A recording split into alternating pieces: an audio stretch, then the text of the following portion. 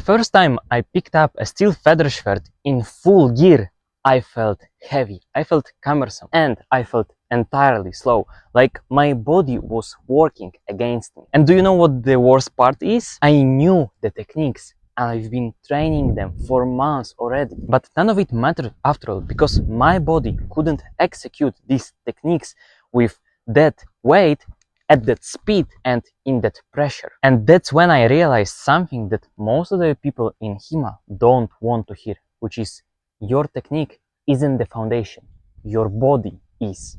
If you don't know me yet, hi, I'm Michael Kozin, and I've been training longsword for more than 2.5 years in historical European martial arts, which means I've been sparring, I've been competing in an actual HEMA tournament. And it's exactly that tournament experience that made me realize, that made me consider to make this video topic in the first place. And that's what made me seriously think about what makes a swordsman good. And that's what this entire video is all about. And if you want to train with me directly, then join my free school community, the link's in the description. And if you join it right now, I will reach out to you personally. My first point is about the assumption that everyone makes, probably including you. So most people, also you, treat HEMA as a technique problem. You and me previously, we had this idea in mind that if I just learn this one technique, I'll become good at sword fighting, at longsword, right? So not really. We try to learn by watching YouTube videos or trying to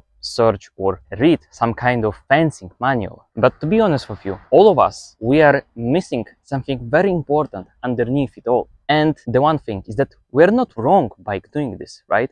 We logically think that, of course, training with a longsword and training the specific techniques is what sword fighting is all about, right? But yeah, there is still something underneath that all of us just like to ignore. So the common assumption is that the technique is the skill, but the complete reality is that the technique is just the expression of your skill. So it naturally gets to my second point, which is what techniques actually are. So the techniques of sword fighting, so longsword, saber, they are not instructions. They're just the solutions to the problem in an actual exchange. They are the solutions to a specific physical problem, which is how do you move your weapon efficiently to achieve something specific in an exchange. For example, every guard that you can think of, every cut that you can make, every thrust, every parry, also your shuffle steps, your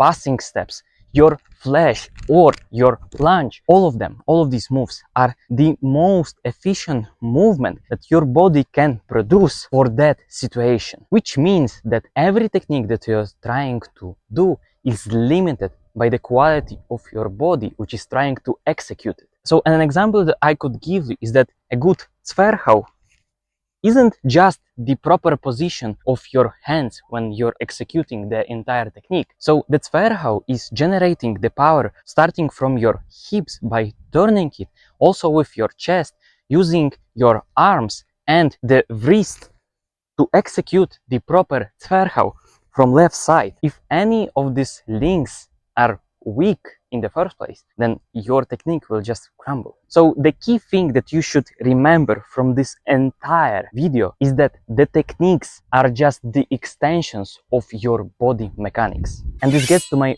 third point, which is what athletic actually means in this context. So athletic in this context doesn't mean looking like a bodybuilder, and it also doesn't mean being the strongest person in the room or in the hall. In sword fighting, athleticism means having strength, which means generating and absorbing force efficiently. The second thing on this list is agility, which specifically means changing direction in a sword fight, having proper distance management to your opponent, and also understanding timing under pressure of the exchange. And the third and the last thing on this list is precision, which specifically means controlling your body accurately even when it's tired and it's stressed. All of these three things, these aren't separate qualities because they build on top of each other. And this is what I mean by base stats on the thumbnail of this video, which is strength equals agility, which equals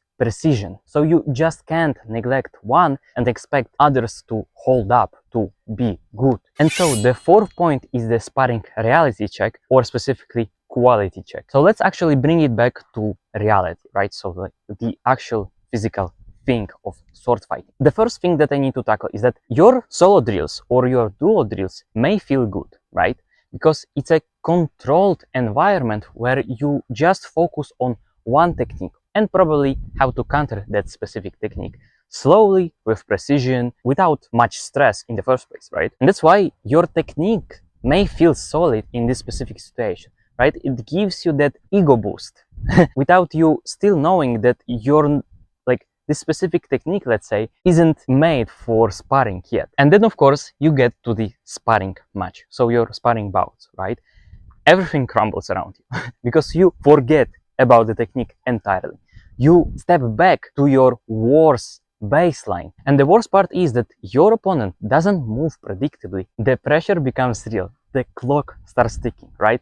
It's game on. And your body starts to betray you in this hour of need. Your body gets tired faster than you expected. Your reactions also slow down, so that's why you get hit even more than before. Your form also starts to break under that pressure because of being just exhausted, right? And your decisions in your head gets way worse when the actual fatigue sets in. So the entire point that I'm trying to deliver to you is that the technique isn't the problem. Your technique probably was fine in your drills if you're doing the drills correctly in the first place, right? But what I mean by that is that your body is the problem, and all of these drills that you're doing, they are creating false ceiling for you. When you're doing these solo drills, they show you how you can manage your technique, your skill in a controlled environment, right? When your body is entirely fresh and prepared to do that. And that's why sparring shows you what it looks like when your body isn't prepared to do it. And it gets to my next point, which is my steel feather schwert moment. My jump from a padded longsword with just a fencing mask in low gear environment to fully geared HEMA, full contact sparrings with a steel feather schwert, more mass on myself, right? The immediate feeling that I had is that I was slow, I was cumbersome, and I was heavy. I was freezing in one place because I didn't have the strength to move forward or backwards. And the worst part is that I already told you about is that I already knew all of the basic techniques. I already practiced them and got them to a good point in a low gear sparring environment with a padded longsword, right? But when I jumped to full gear sparring, my body wasn't prepared for these new demands. And that's when I had a conscious decision of that I should actually go to the gym for the first time and create a sustainable routine to build myself up, to actually build my base stats up. And what happened after that? My movement got faster. I got more stronger with my blade. So my agility and my precision with a blade got much faster than previously. So I became more proficient with a steel, and that meant I started to be more precise.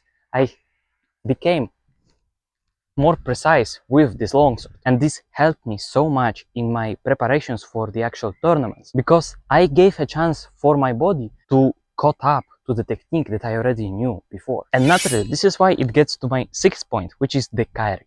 There is a clear hierarchy to sword skill. Maybe not as clear because that's why I do this video in the first place. Most people are climbing it the wrong way. So the perfect model to your sword skill, number one, is your body, by which I specifically mean your fitness, your body coordination, your movement coordination, your strength. Then number two is your timing and reactions, by which I specifically mean reading the distance, reading your opponent's intentions, feeling the pressure and seeing the opportunity. And number three is the technique, which is the execution of a solution. And that's naturally why most beginners plateau very early on, because they focus on level 3 at the very beginning. But the real answer is always underneath. It's in level 1, which is your body. So you don't need to learn more advanced techniques with a sword. You need to forge a body that can actually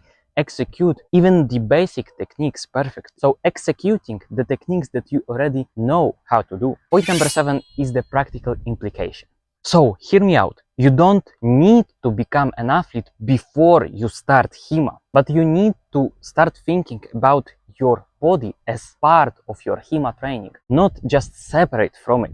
So going to the gym isn't just supplementing your HEMA training, it is HEMA training. So that means your strength work, your conditioning, it's your movement quality. This feed directly back into your HEMA progress. And the thing that I need to point out, it compounds over time. So in long term, not short term. Because you forge a more stronger, more agile body, which actually makes every technique that you already know of just better. So now, knowing all of this that I've shared with you right now, my friend, you may think that the next step is entirely obvious, right? Get fit first, then refine the techniques later. But most people still get it wrong, including you, my friend. And the mistakes are more specific than you'd think. And that's what the next video is about. So basically what? Your technique with a sword isn't your skilling, your body is. So raise the floor and everything about it gets better.